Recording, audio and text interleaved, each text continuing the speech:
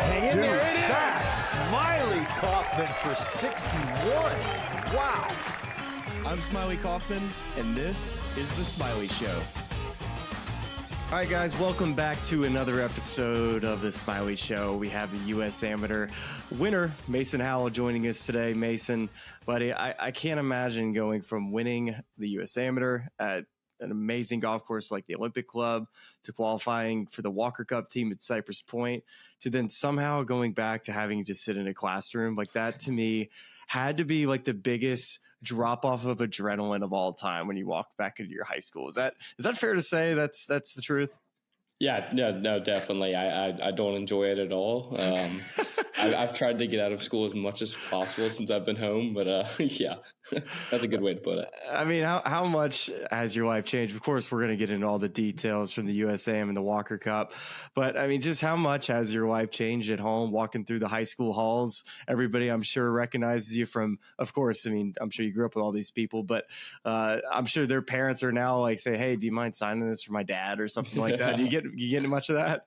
Yeah, no, I'll get some of that, especially when I go to like football games on Friday nights. And but it's Thomasville is such a great town. Everybody knows everybody. So sure. Yeah, but no, it's awesome. But it's also been a complete turnaround and change of my life.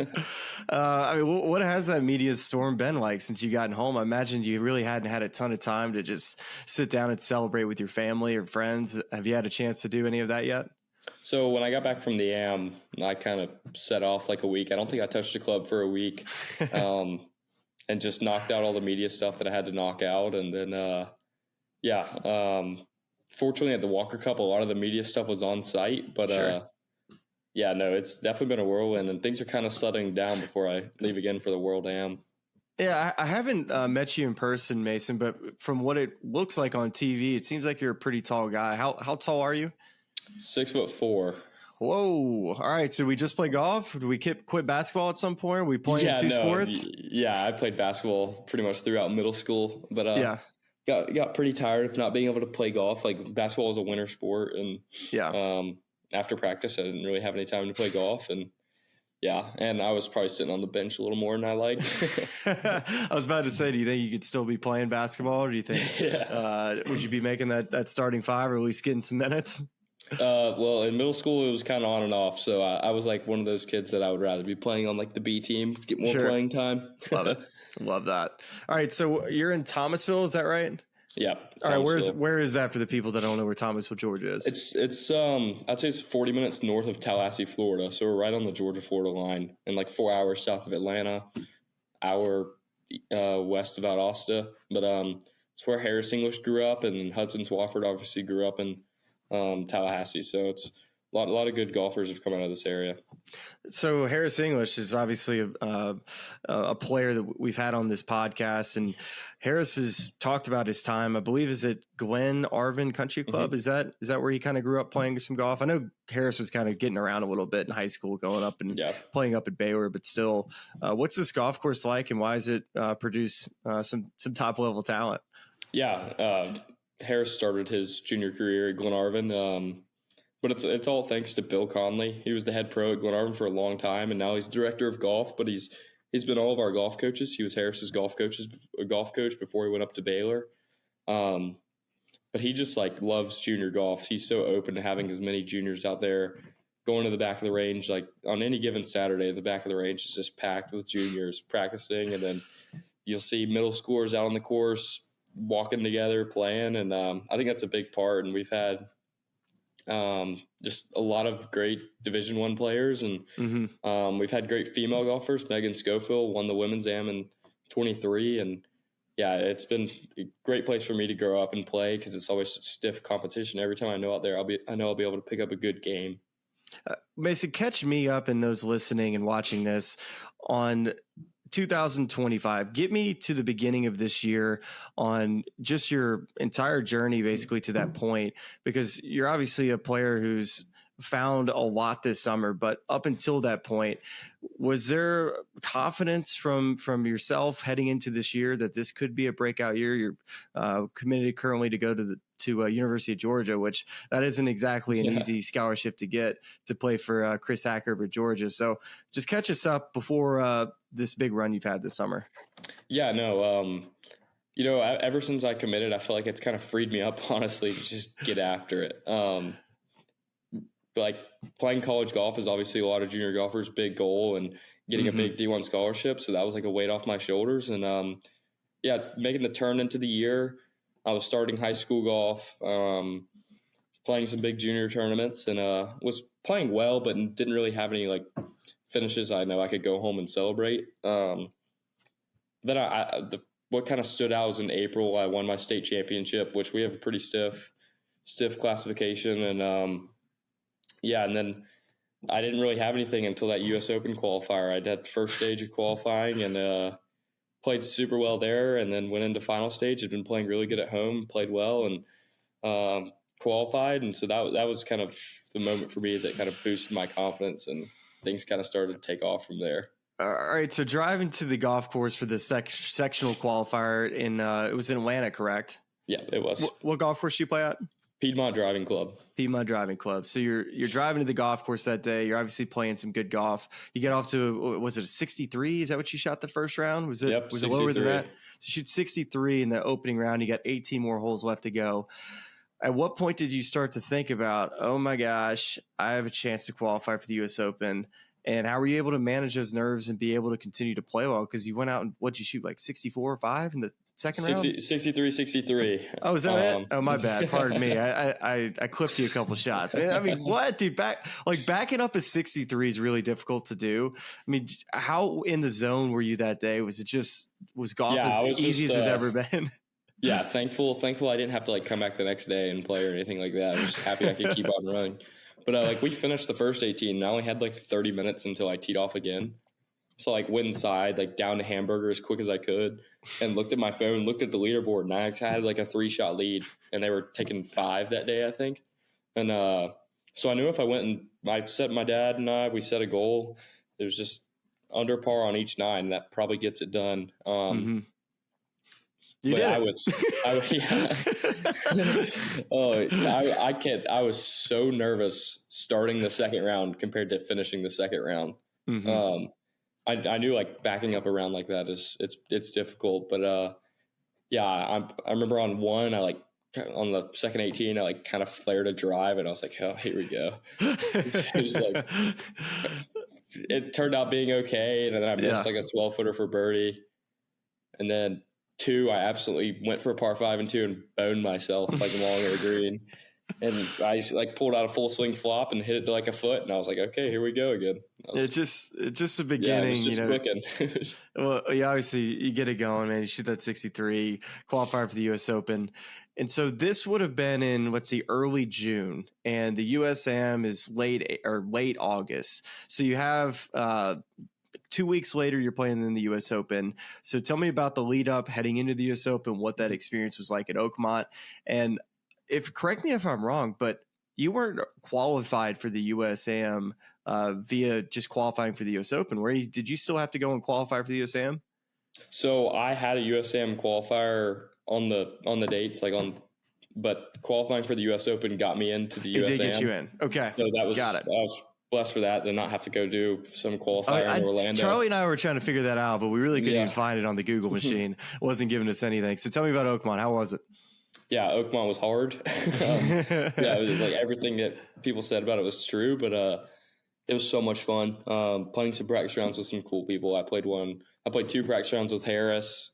Played 6 holes with Tony Finau, and Tommy Fleetwood walked with us. And I played the tournament rounds with Chris Goddard to see him. Oh, he played great well too. Yeah, stretch in July. That was pretty awesome. And that golf course was so good. It was so hard though. Man, I tell you, the first time I qualified for a major, this was 2014 in Pinehurst. And Mason, I played 18 holes on Sunday, Monday, Tuesday, and then I took it light on Wednesday. I played 16 holes instead of 18. I did. So once Thursday got there, I was absolutely worn out and white.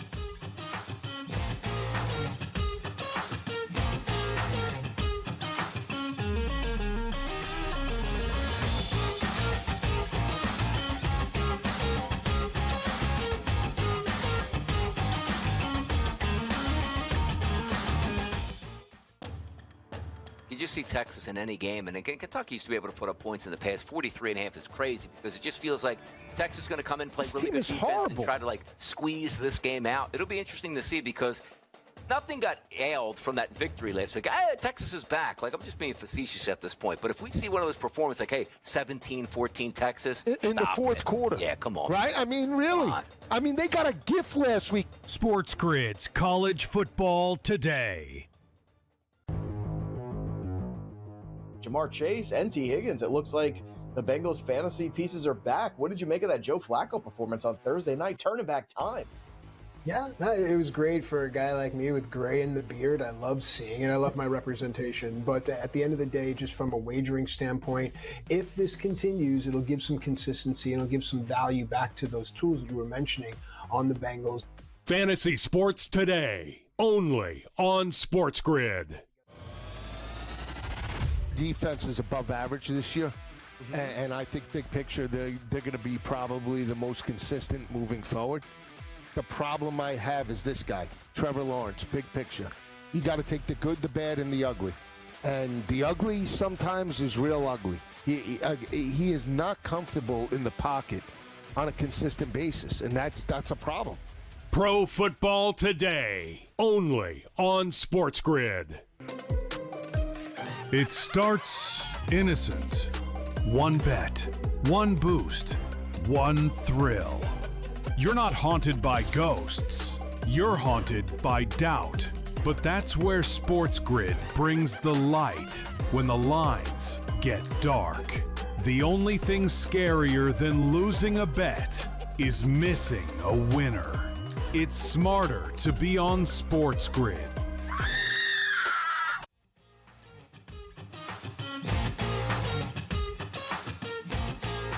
Did you find yourself to being just as exhausted maybe as I was, or did you actually manage your time a little bit? Because those U.S. Open practice rounds, man, it could be there's gonna be some pretty long days. Yeah, no, I play 9 holes each day. Good for you. Good for you. And Harris kind of was advising me to do that. Like the practice rounds, 9 holes were taking 3 hours. So I was like, I don't even know how people were doing 18 holes.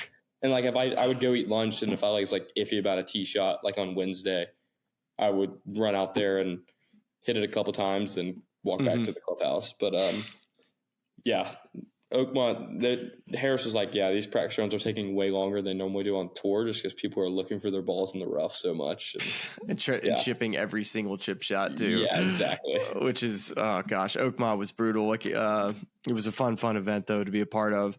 All right, so you leave Oakmont, and of course, you can have, it can either go one of two ways. Either look at yourself and say, man, I either have a lot to work on, or you look at all the positives and say, man, I really saw myself competing out here one day. My ball flights were similar. I was able to either outdrive guys or hit different shots that maybe they weren't. What exactly were your takeaways from that U.S. Open? Yeah, no, I felt like I could definitely hang with some of the best players in the world. It wasn't the result I was looking for. Obviously, I want to make the cut and low AM. That's every AM's goal. And it's one of those things. I was kicking myself I want this shot back. I want this shot back. But it's a U.S. Open venue. You're going to get some bad breaks and things like that. But yeah, I was playing with Chris Goddard and we were driving it about the same. And I know he's one of the longer ball hitters on tour. So that was pretty good for the confidence off the tee. And yeah, just watching those guys roll the rock and then how they manage their misses, it's pretty crazy. So taking the experience from the U.S. Open, let's now turn the page to the U.S. Am. When you walked on site for this U.S. Amateur at Olympic Club, did you carry a little bit of that confidence from how well you played at the U.S. Open qualifier and playing in the U.S. Open? And I know you didn't make the cut, but still, you talk about, keeping it up with Chris Goddard and doing some good things out there. Did you show up there with an expectation that, hey, this could be a really big week if I just stay confident and play Mason Howell golf? Yeah, no, I walked into Olympic Club. I was pretty confident. I come off a little bit of a disappointing U.S. Junior. I had one medalist. Missed that. Sorry, I skipped an event. No. I had one. I kind of want to skip that one out of my brain too, honestly. All right. So what happened? I missed it. What was the deal? I won medalist and then lost in the first round. So got it. Okay. that was one of those things that I just moved on to the next. And was that at Trinity? Is that right? It was the hottest tournament I've ever played in my life. Oh man, Trinity course in July. Oh, I can't even imagine. That place had to be not too difficult either. I imagine y'all were making a lot of birdies. Yeah. No, I mean, it was pretty firm and baked, but yeah, it was just, if you could survive 18 holes, you'd probably get to play well.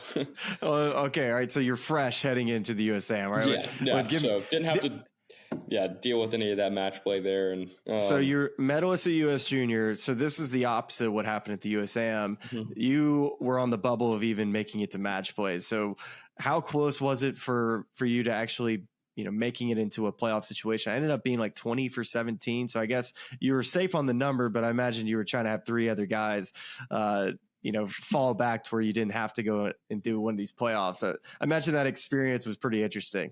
Yeah, exactly. No, I honestly played fine in stroke play. The rough was thick. I took a lot from what I learned at Oakmont to Olympic, and had a good first round. I shot even on what was playing a little bit of the harder course in the second round. Not so much. Didn't get off to a great start and just kind of fighting all day. And I got to 17 and pulled an iron shot pretty bad. Kind of flubbed a chip. Had 25 feet for par and made it. And then made a 5-footer for par on 18, and that ended up getting me into the playoff. Oh man, dude, you're 20 footer away from missing this thing. That's insane. I know. And at the time, I didn't even think I was going to have to get into a playoff at 3 over.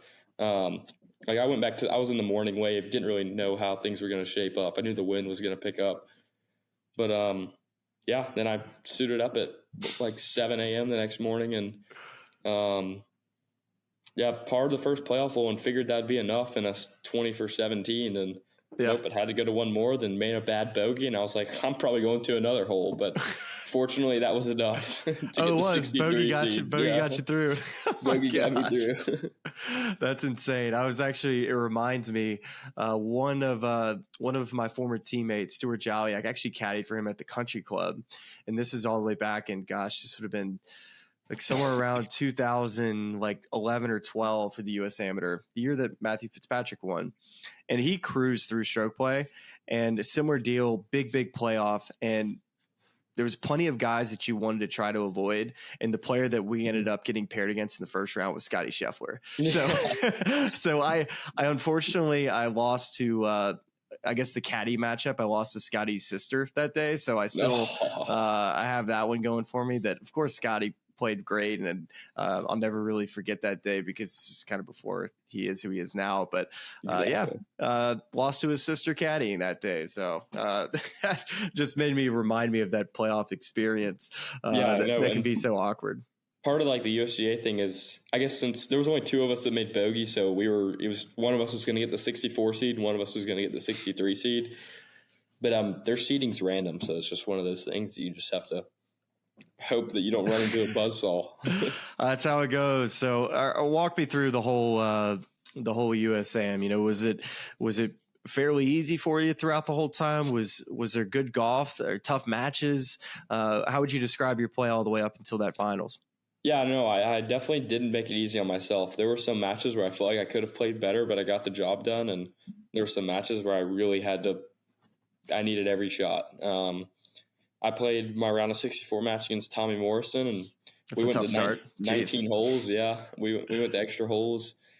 I got up and down from long of the green on 18, which that's one place I wasn't supposed to be. I remember watching that. Now that I think about it, you just kind of cut the legs out from underneath it, just barely got it on the green, chickled with that back pin, right? Yeah, back left pin. I went long. It's one mistake I couldn't make, but anyways, we cruised through that somehow, and then I got Ben James the next morning. My goodness, you got 2 Walker Cuppers you're going right up against right away. Yeah, and honestly, that match neither of us played great, but we were tied going at 18, and I made par, and that was enough to get me through. And then I played Max Herndeen, I think, in the round of 16, and we had a really good match. There were birdies left and right in that one. Where does he play? He plays at Illinois, and he had beaten Koiven in the morning, so I had the potential to go Tommy, Ben, and Koiven, but jeez, man, that would have been insane.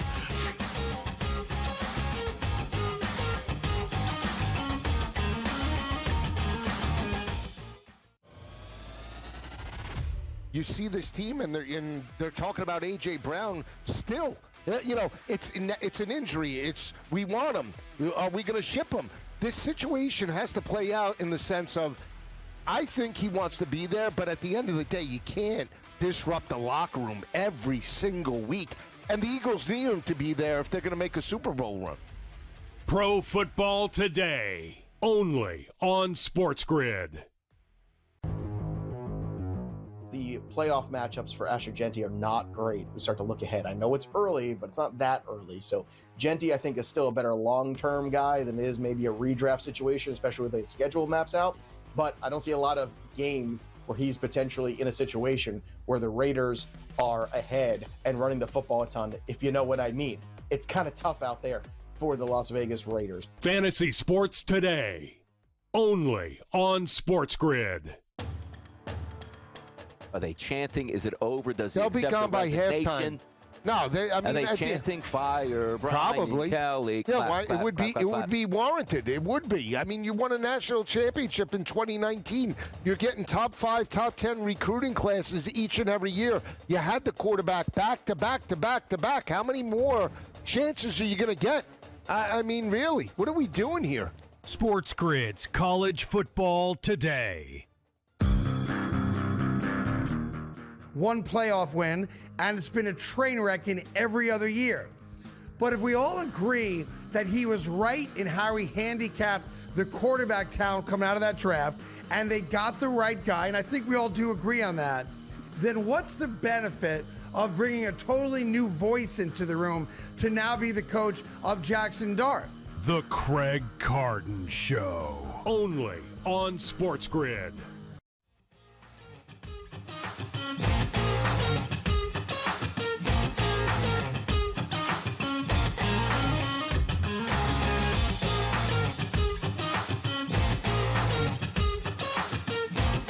Were you aware too that a Walker Cup spot was on the line for all this? You probably, I would imagine that almost slipped through the cracks. Was that something that you thought about at all? Yeah, so going into the year, absolutely not. I wasn't even close, like off ranking.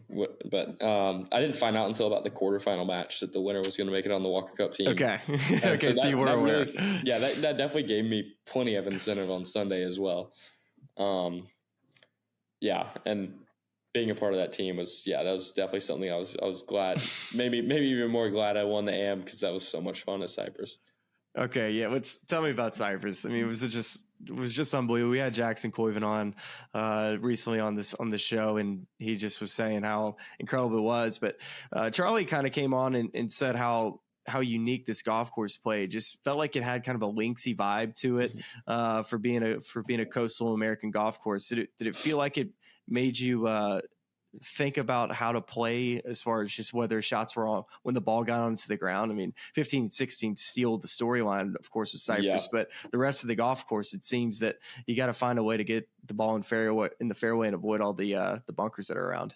Yeah, absolutely. No, at the beginning of the week when we first got there, it was super soft and not really what I was expecting. Like, it was 6,600 yards, super soft, super 6,600 is very short for you guys. That crank it. It was really short, and then as the week went on, it really firmed up. And I would describe the golf course as it split into sixes. It had 6 holes in the trees, 6 holes in the dunes, and 6 holes in the water.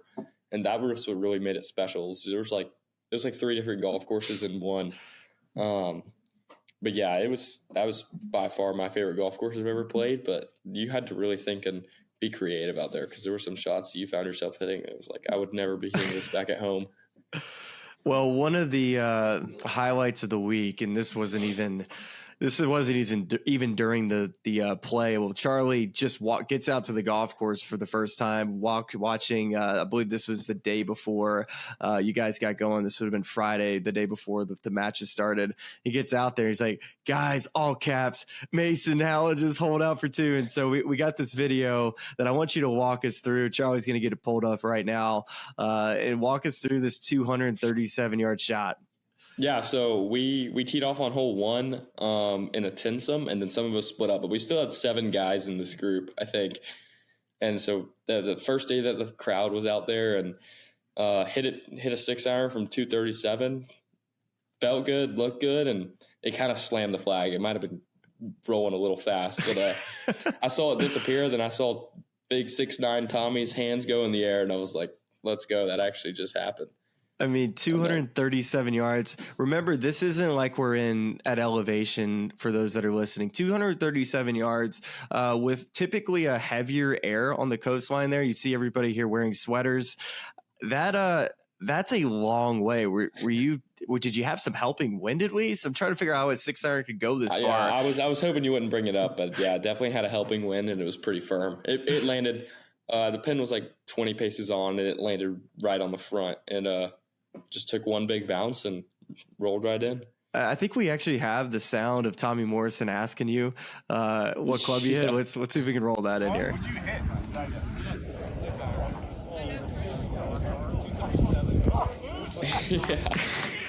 Yeah, Tommy's so funny. Yeah, that was incredible. I was glad I got to do it right in front of Cap too. Talk about Nathan Smith. Yeah. All right, what was it like having him as a captain, Nathan? Hilarious. He's so funny, and he did a really good job. Yeah, he really knew what he was doing. He's played in so many Walker Cups, and he had all the experience, and we could rely on what he said in the team room. And yeah, he's just such a great guy, and he's hilarious. He really brought good vibes. The Walker Cup community, for the players that have played, they definitely take a lot of pride in this event. I know there's plenty of players that come back and watch. I know Bobby Wyatt was out there watching, one of my players that I used to play with growing up, who made a Walker Cup team, I believe, at National Golf Links. But for that week, when you're in the team room, and I'm sure there was plenty of videos sent to you guys, what stood out of some of the support that y'all got from past players that played in Walker Cups? Yeah, so we got some videos and from different professionals, but DeChambeau was there on site.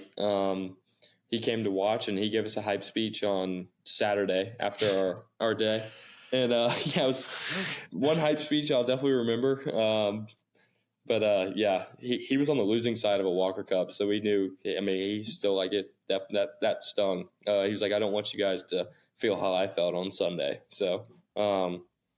And then we went. We had a good Sunday morning. Crushed it, man. Y'all crushed it. Played well on Saturday afternoon. So, yeah, no, hearing his words, and especially for him being on the defeat side of it, because you hear plenty of stories of people winning, and because it's definitely a lopsided event with the Americans winning so many times. But, yeah, he put it in really good perspective for us.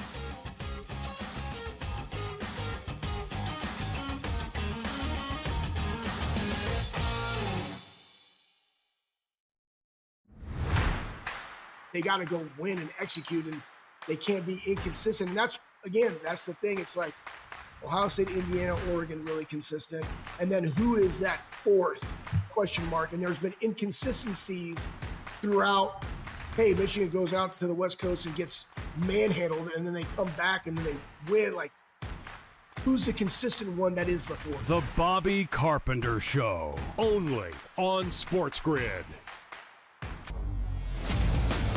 Listen, never understood a word he said, but it doesn't matter because he was able to walk into living rooms and get kids to sign. It's a little different situation with the NIL now, but the reality is he represents Louisiana. He is Mr. Louisiana. You should have never fired him to begin with in this spot. So, yeah, I hope they do reconsider and bring him back. The Early Line, only on SportsGrid. There's a far longer track record of the Chiefs laying huge numbers and not covering them with Mahomes than anything on the contrary. And they did that a lot last year where they didn't cover those numbers, but a lot of the time last year they didn't have Rice and they weren't fully healthy, and now they are fully healthy. And now we have an offense that has 4 viable receivers, 2 tight ends, and 2 running backs. Game time decisions, only on SportsGrid. 24 points, and 23 rebounds. Folks, let me tell you something. That's 23 rebounds versus Tennessee. Not Tennessee Tech, not Tennessee Chattanooga, not East Tennessee, West Tennessee, South Tennessee. I don't know how many Tennessees they got in that state. That's a university. He did it against Rick Barnes' kids. College basketball today, only on SportsGrid.